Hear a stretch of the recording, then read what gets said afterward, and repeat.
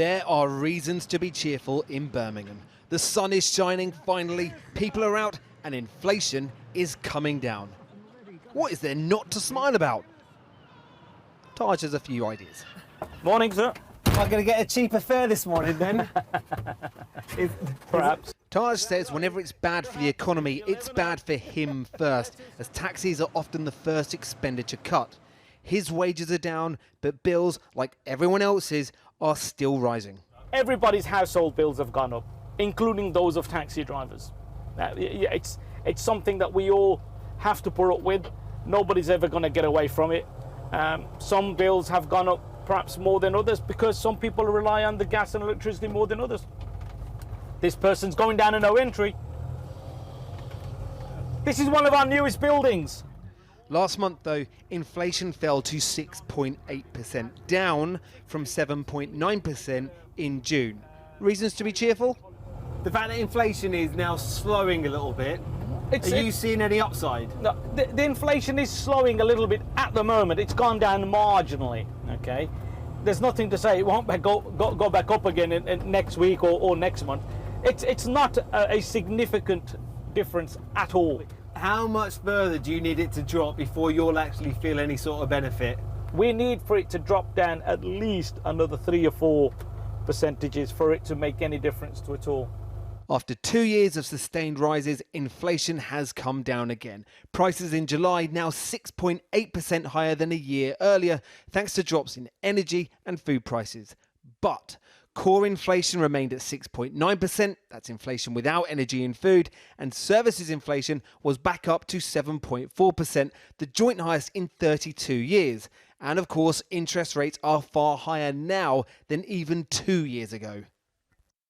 5 promises. We will halve inflation. Is to halve inflation. It's to halve inflation. He keeps saying it, and today he said his plan to ease rising prices was working. Labour's deputy leader was asked if she agrees with the Prime Minister that there's light at the end of the tunnel. Well, I don't, because inflation has been at record levels and people are paying significantly for their daily living costs. And whilst the inflation rate might have slowed down, it still means that the cost of living is going up, but at a slower rate. However, some economists say today's inflation rate is slightly better than expected. So are there any green shoots? We thought we'd ask an economist who's been explaining to us how bad it's been since COVID lockdowns when we couldn't get haircuts. Probably going to see an increased number of businesses closing because they'll run out of cash. Our forecasts are for unemployment to peak at about 6.3%. Even though it's a shallow recession, the economy is in a vulnerable position. Yeah, inflation's going down. This has got to be a good thing, right? It is good in the sense that we've got headline inflation going down. Sounds like there's a butt coming. We've seen core inflation, in particular service sector inflation, being very persistent. And that is really what the Bank of England is worried about. And therefore, that means that interest rates are likely to remain higher for longer and potentially rise again quite soon. Oh, I was hoping this would be the one call that we had where everything was just good news. Not yet, Paul. Part of the reason for those potential future rate rises, a surge in wages revealed yesterday. A surge taxis have not seen. Taj's wage is down 30%, so there's only one answer. So how many extra hours are you working? Me, as an individual, I'm probably working 20 hours more than I would normally. Just to make the same money as you used to? Yeah, that's right. How's that gone down with the family? It hasn't gone down very well. On September the 21st, we find out if those potential interest rate rises become reality. Well, earlier I spoke to John Glenn, the government's chief secretary to the Treasury, and I began by asking him why core inflation, which excludes energy and food, remains so high. Well, I think there are a number of ways of looking at that. I mean, I think that when you strip out energy and food and you look at the persistence of wage inflation and you look at inflation in the services sector and you look across the economy as a whole, we have remaining challenges, and you see stickiness in the core inflation in the Eurozone as well. There are real challenges that we need to continue to grip. So are private sector pay settlements too high? No, I wouldn't say that. It's not for government to prescribe pay settlements. What I am concerned about, and what we've got to continue to look at, is getting inflation down. And obviously, you'll be pleased that inflation is down by well over 1%. We're now back down to where we were in February 2022. That is welcome progress. But we never said it was going to be easy. And we will obviously be concerned about the trajectory as we move towards halving it, which is what the Bank of England now say. So what are you going to do to get core inflation down? Well, what we've got to do is continue to work with the Bank of England. I can control government spending, and that's what we've been doing. So you're just going to keep the purse strings tight and hope that the bank raises interest rates? Well, I recognise that you want to try and simplify this, but some of the interventions that we've made already have made quite a significant impact. If we hadn't have put the energy price guarantee in place, the OBR say that the peak of inflation that we saw in October last year would have been 2.5% higher.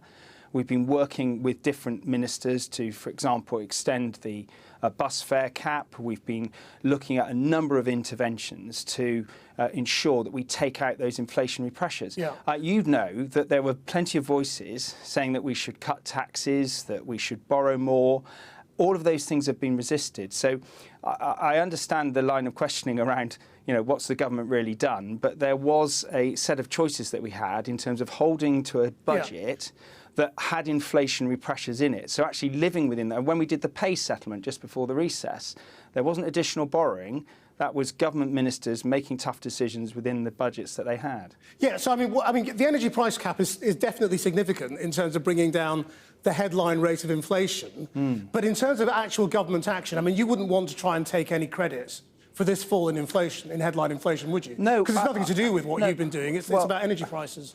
Well, what I'm saying is that we welcome the progress. We said at the start of the year... Yeah, of course, everybody will. And, I think I'm neither trying to claim credit that government is responsible for every single part of the progress that's been made, nor am I saying that we haven't done anything. What I'm saying is there are obviously global factors. It was global factors that led to this high inflation in the first place. And different economies have got different sets of challenges. And when you interviewed the Chancellor a couple of weeks ago, he talked about the fact that we have import similar amounts to Germany. We have got challenges in our labour market, and that's why he made those interventions, as well as with the reliance on imported gas, and that again was impacted the challenges that have led to the inflation that we've had in the UK. But the question is, as you know, are you doing enough? Have you done enough to soften the blow of the delayed effect of interest rate rises? Because as you know, the effect of these interest rate rises is going to be felt on homeowners, mortgage holders,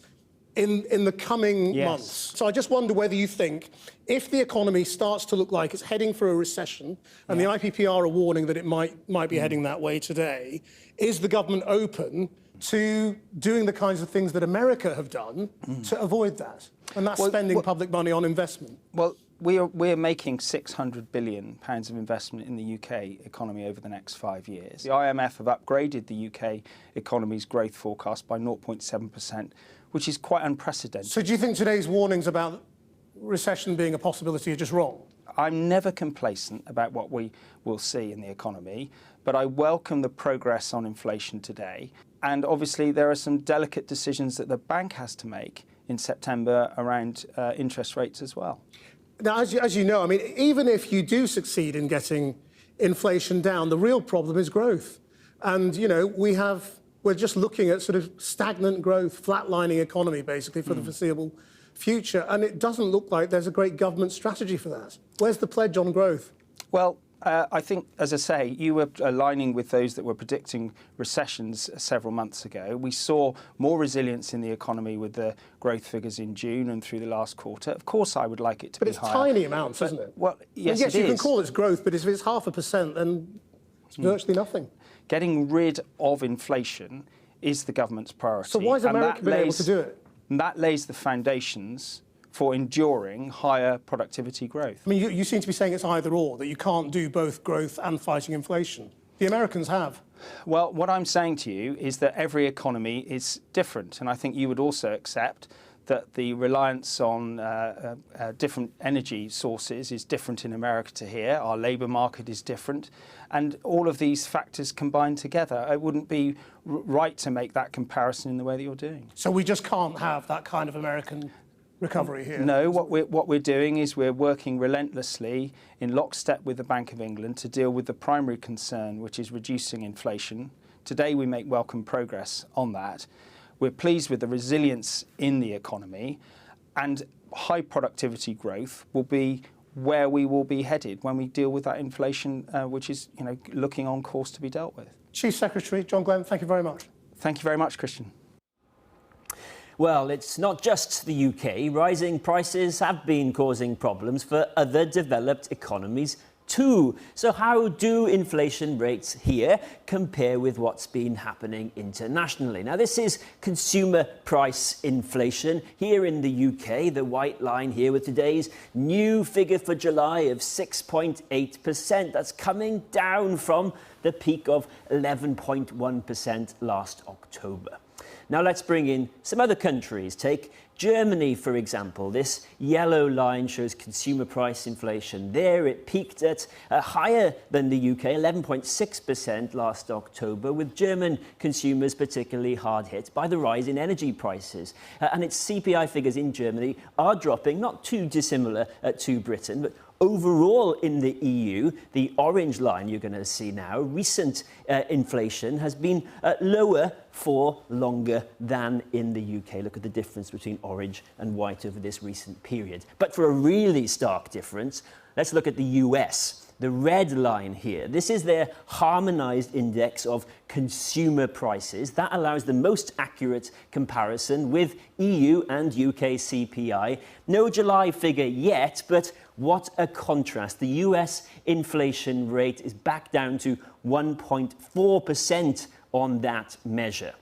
Now, this is the target here, this dotted line, that the Bank of England, the European Central Bank and the US Federal Reserve as well are aiming for, 2% inflation. And right now you can see that the US, the red line, way ahead of the European countries in that respect.